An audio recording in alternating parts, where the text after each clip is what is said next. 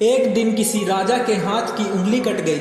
इस पर पास खड़े मंत्री ने राजा से कहा, कोई बात नहीं महाराज, जो होता है अच्छे के लिए होता है। यह बात राजा को ना तो समझ आई न ही अच्छी लगी। उसने मंत्री से कहा, तुम ये क्या कह रहे हो? एक तो मेरी उंगली कट गई और तुम कह रहे हो जो होता है अच्छे के लिए होता है। इससे मेरा क्या अच्छा होगा?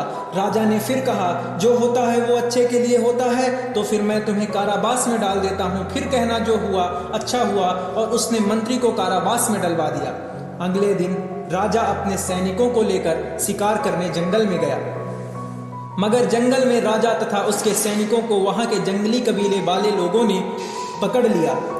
कबीले के लोगों ने एक एक कर सारे सैनिकों की बलि चढ़ा दी, मगर जब राजा की बारी आई तो उन्होंने देखा राजा की उंगली खंडित है, अतः उसकी बलि नहीं दी जा सकती। इसलिए उन्होंने राजा को छोड़ दिया।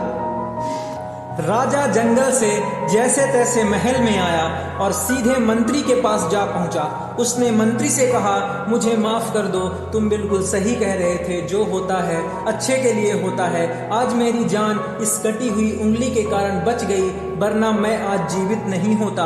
तब मंत्री ने कहा, माफी मत मांगिए महाराज, मैंने कहा था ना जो होता है अच्छे के लिए होता। मैं तो आपको धन्यवाद कहना चाहता हूँ कि आपने मुझे कारावास में डाल दिया, अन्यथा मैं भी आपके साथ जाता और आप तो बचकर आ जाते, मगर मेरा तो काम तमाम हो ही जाता।